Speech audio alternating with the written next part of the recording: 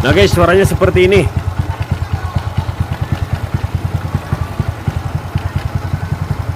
Oke, kita buka dulu cover box CVT-nya. Nah, oke, sekarang kita buka dulu, cek dulu bagian rumah roller dan slide base-nya ya. Nah, kita buka menggunakan kunci 17. Kita cek ya, karena ada suara keltek-kelteknya dulu, kemudian banyak suara nih yang harus kita dengar ataupun kita perbaiki. Oke, setelah dibuka seperti ini, slidernya rusak satu ya, slide base-nya rusak satu guys. Tuh, slide base-nya rusak satu. Nah, hancur. Kemudian kita buka juga bagian pulley-nya ya. Kita buka menggunakan kunci 24. Nah, di sini untuk bearing roches ini bagus. Semuanya masih aman, cuman ini dibukanya macet. Dibuka macet.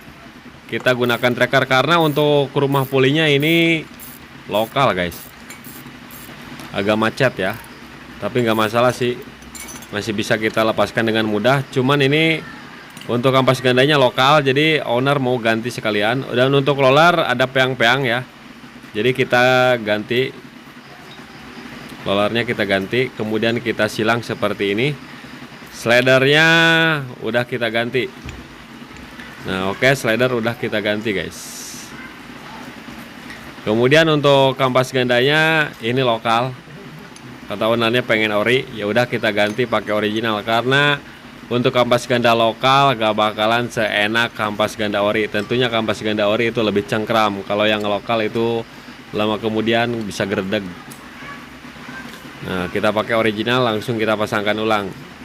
Untuk CVT-an ini sudah cukup ya. Kemudian kita rakit ulang guys. Panbel juga kita ganti. Ownernya minta ganti. Namun ini untuk suaranya masih ada suara aneh, ngeresek ya. Nah, suara ngereseknya guys yang perlu kita cek. Kemudian kita lepas bagian sintrik, ternyata lahar noken asnya yang amburadul. Pantesan ngeresek ya, suaranya kasar banget. Untung keburu ketahuan sebelum ambrol di jalan. Langsung kita lepaskan noken asnya ya. Nah, noken asnya kita lepaskan. Posisi top. Dan ini untuk noken as sudah robahan juga ya. Sudah robahan teman-teman. Dan untuk pelatuk udah pakai RRA. Nah, lihat tuh, untuk noken asnya udah kecil banget pinggangnya ya. Nah, lihat nih, ini bearingnya nanti kita ganti. Kemudian pas saya cek untuk 6002 nya juga yang bagian dalam itu kena gergel guys. Jadi wajib diganti dua-duanya ini.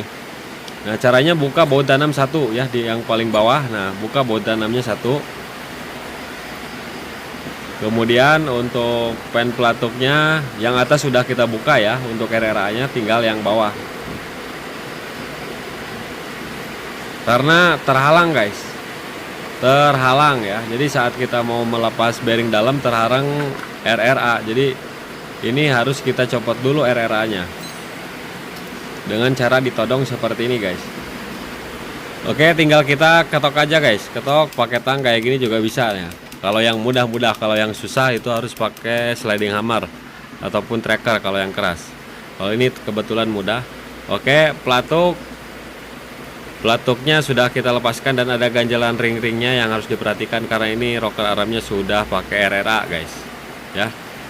Nah, oke, kemudian kita lepas bearing 6002 bagian dalam pakai tracker sliding hammer kayak gini. Namun tenaga saya malah habis di sini guys. Sangat keras banget. Saya tarik udah beberapa kali nggak keluar-keluar guys. Kemudian saya tracker aja biar nggak jahat tenaga. Nah, kalau di tracker itu lebih mudah, gampang. Pakai tracker bearing ya guys. Nah, oke. Perlahan demi perlahan untuk bearing 6002 nya sudah terlepas.